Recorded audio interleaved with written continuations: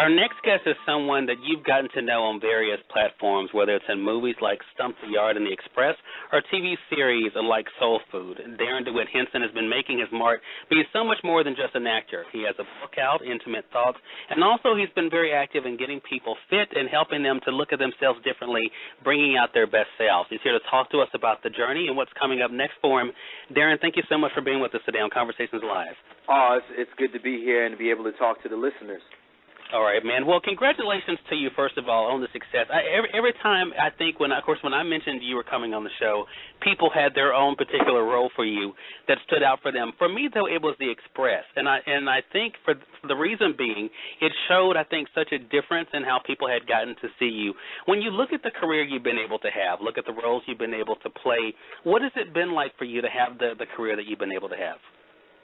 Well, to be very honest, for me, I try to think outside the box. You know, I always say within these institutions that we have that we call schools and jobs, it's a box-like thinking. You know, we leave our box-shaped houses, we get out of our box-shaped beds, we get in our box-shaped cars, we get to our office that's box-shaped, and we check our inboxes. So we're always thinking inside the box, and I like to think outside the box. So whenever I pick projects or when I do something, it's always from a place of thinking outside of the box. Jim Brown was 225 pounds.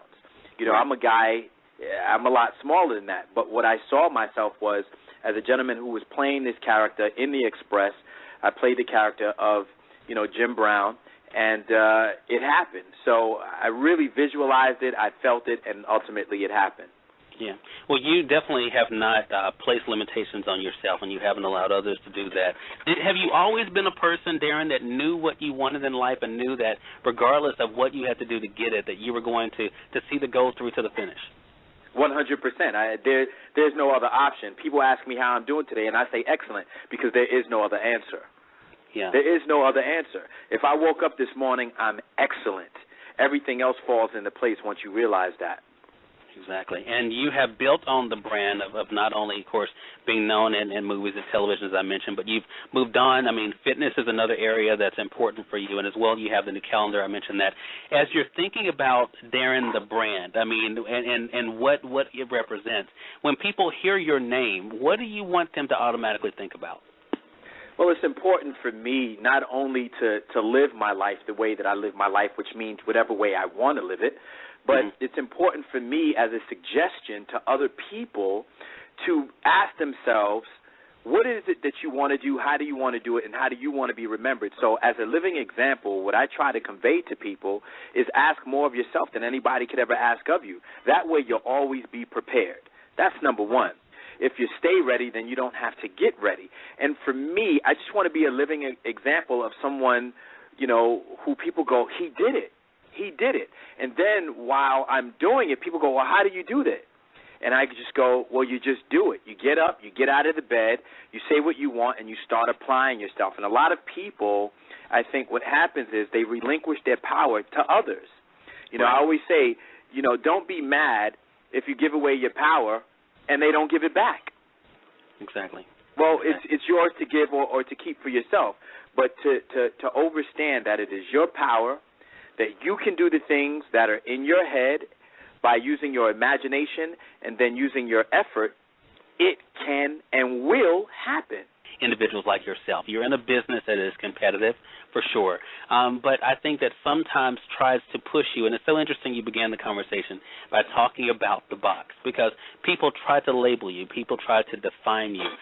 As you look at what you've been able to do, not only on television, but now in this book and moving beyond, when you're adding pieces to the brand, like the book Intimate Thoughts, what do you hope then it encourages people to do when it comes to themselves? Because what I got from your book was that not only, are we powerful in ourselves and that we were made to be powerful, but that all of us have an ability to do something great. Is that something that you hope people see through your life and your example?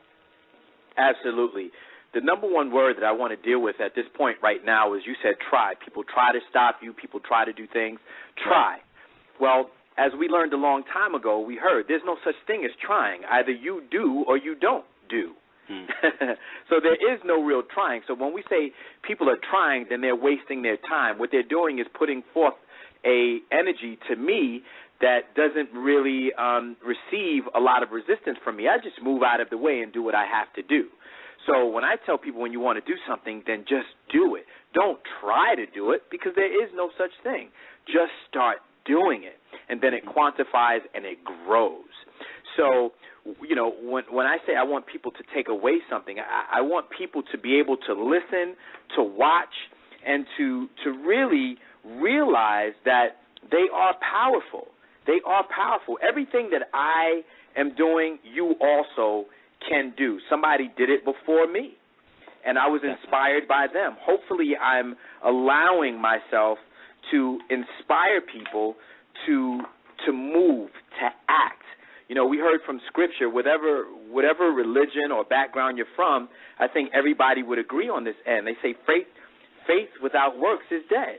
And what that simply means is, well, when you believe something, you have to act upon it. It just doesn't show up at your door. You must put action behind it.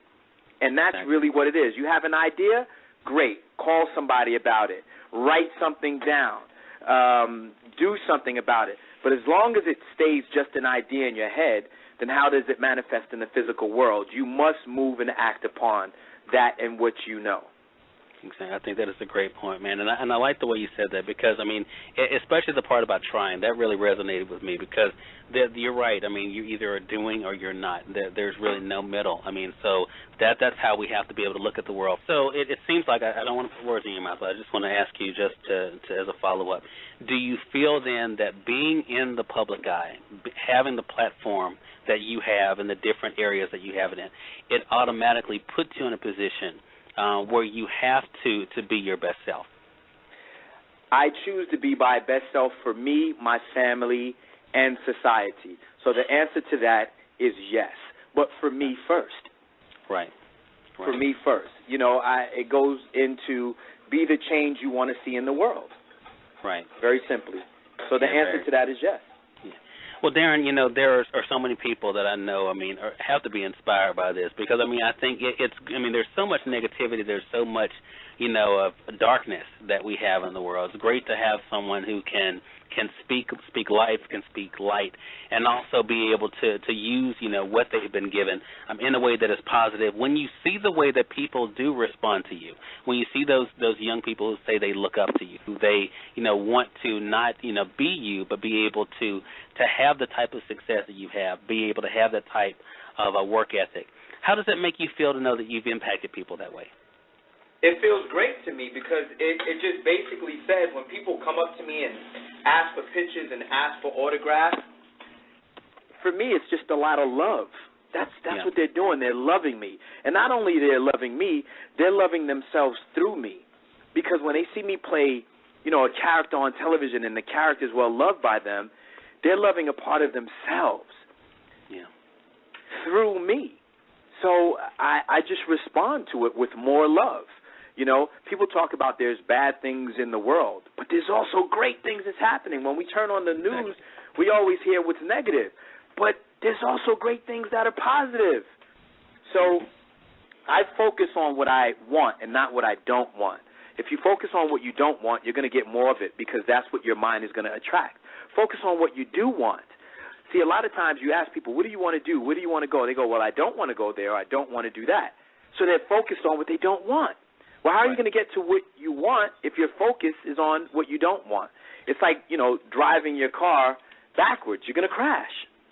Exactly. You know, if you're looking forward or if you're looking backward and your car is going forward, you're going to crash.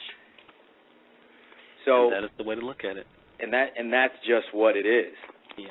And, you know, as you said, Darrin, it really goes to the decision, as you said, to be the change you want to see in the world. And that is really what all of us, regardless of what we do in life, that is something all of us have the opportunity to be able to do. And I think that's a great challenge for all of us, to be that change that we do want to see.